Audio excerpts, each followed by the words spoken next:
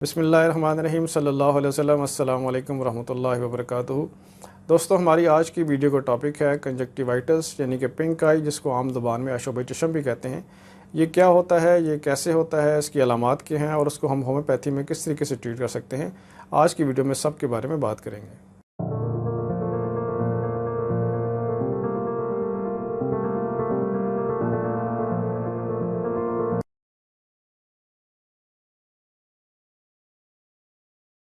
सबसे पहले हम देख लेते हैं कि कंजक्टिवाइटिस क्या होता है। हमारी आंख के अंदर एक म्यूकस मेम्ब्रेन या बलगमी झिल्ली मौजूद होती है, जो कि हमारी आंख के सफ़ेद हिस्से और हमारी आंख की पुतलियों के अंदर वाली साइड के ऊपर मुश्तमिल होती है।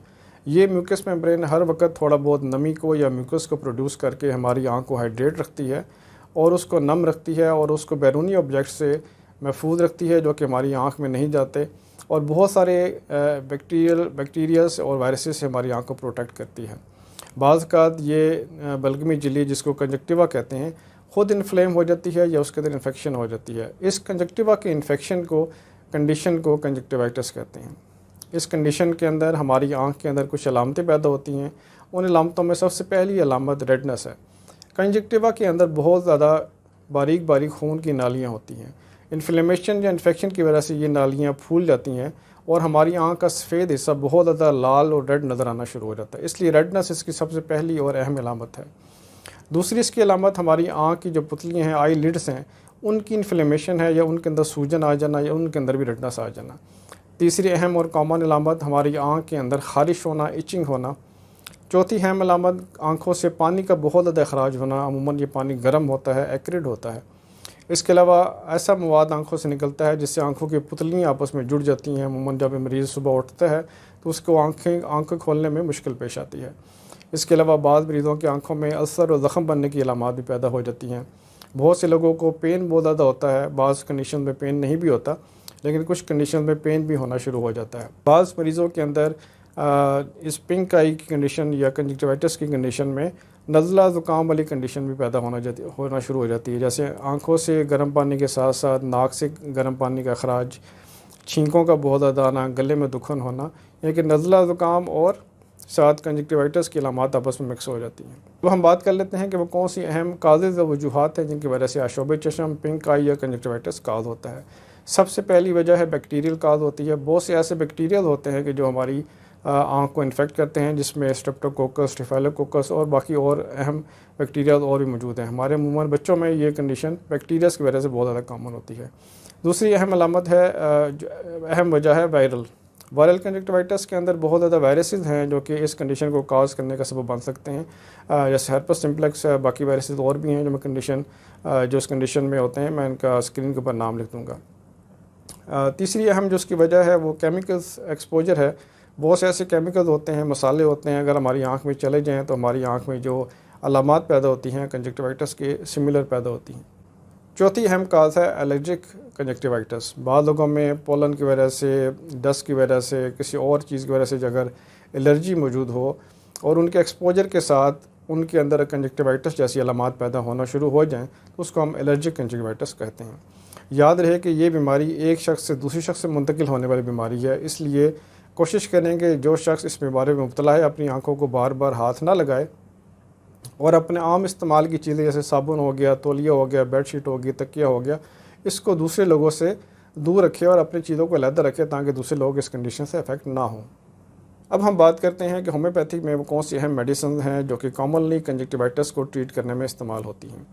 मैं रिकमेंड करूँगा कि ट्रीटमेंट स्टार्ट करने से पहले सबसे पहली मेडिसिन जो दी जाए हर मरीज़ को वो ट्यूबरक्लेनियम 1 mg की एक डोज़ है।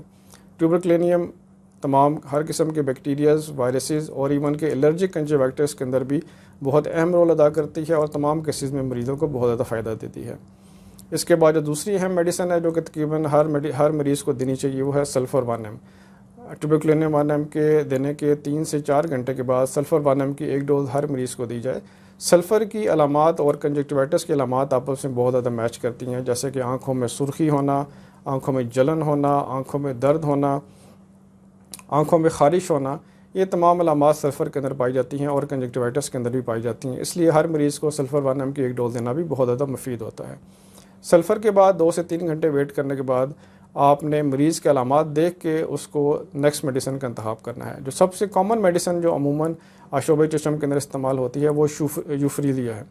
यूफ्रीलिया 200 आप मरीज़ को 2 से 3 दफ़ा रोज़ाना या 4 दफ़ा रोज़ाना देंगे।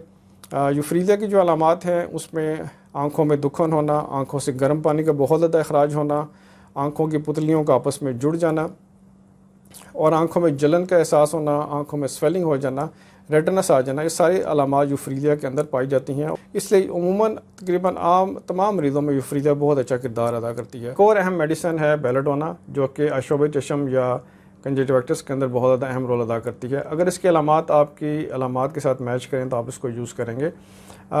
बेलाडोना के पेशेंट के अंदर अचानक बहुत ज़्यादा आँखों में सुर्खी आ जाती है, आँखों में दर्द होना शुरू हो जाता है, रोशनी से बेहद हसासियत आना शुरू हो जाती है, आँखों को हाथ लगाने से, आँखों की पुतलियों को हाथ लगाने से वहाँ पर दर्द महसूस होता है।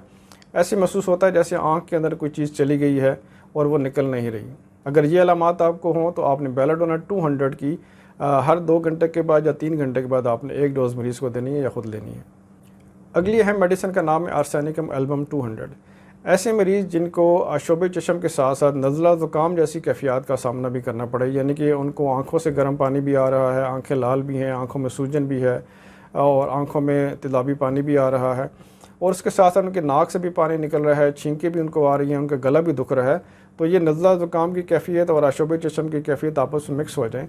जब ऐसी अलामात आपस में आना शुरू हो जाएँ तो आपको आर्सेनिक एल्बम बहुत अच्छे रिज़ल्ट देगी। आर्सेनिक एल्बम 200 की 3 से 4 डोजेज़ आप रोज़ाना दिन में 1 दफ़ा देंगे तो आप देखेंगे कि बहुत जल्दी आपकी ये कंडीशन रिज़ॉल्व होना शुरू हो जाएगी। अगली अहम मेडिसिन का नाम है अर्जेंटिकम नाइट्रिकम 200। अगर आशोब चशम का जो पेशेंट है या जो कैफियत है वो थोड़ी क्रोनिक हो जाए, काफ़ी ज़्यादा उसको दिन हो जाए और कंडीशन रिज़ॉल्व ना हो रही हो, आँखों में लाली बहुत ज़्यादा हो और आँखों में पस वाला पानी आँखों से निकल रहा हो और आँखों में ज़ख़म जैसे बन जाते हैं वैसे इंसान को महसूस हो रहा हो, ऐसे महसूस हो जैसे आँख के अंदर कोई चीज़ चली गई है और निकल नहीं रही, तो ऐसी कैफियत में अर्जेंटिकम नाइट्रिकम बहुत अच्छी दवा है। अर्जेंटिकम नाइट्रिकम आपने दिन में 3 से 4 दफ़ा 200 में रिपीट करनी है तो आप देखेंगे कि आपको बहुत अच्छे रिजल्ट्स मिलेंगे। केसेस ऐसे होते हैं जो कि आपकी मेडिसिन से अच्छे रिज़ल्ट नहीं दे रहे होते, उस वक्त बहुत मुफीद होता है कि आप अपनी आँख का जो मवाद है उसका कल्चर करा लें। कल्चर कराने के बाद आपको पता लग जाता है कि कौन सा ऑर्गेनिज़म है जो कि इस कंडीशन का काज है, आया बैक्टीरियल कंजक्टिवाइटिस है या वायरल है, और अगर वायरल या बैक्टीरियल है तो उस ऑर्गेनिज़म का नाम क्या है।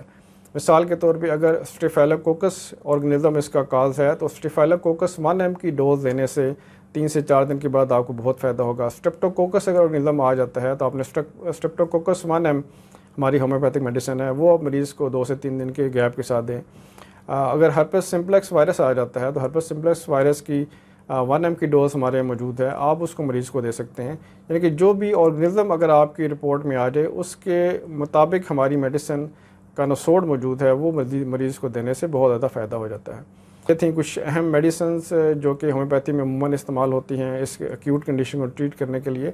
अगर आपको ये वीडियो पसंद आई है तो आप इसको लाइक ज़रूर करें, इसको शेयर भी करें और अभी तक अगर आपने चैनल को सब्सक्राइब नहीं किया तो सब्सक्राइब भी कर दें और अगर क्वेश्चन हैं तो आप कमेंट्स में पूछ सकते हैं। अस्सलाम वालेकुम रहमतुल्लाहि व बरकातुहू।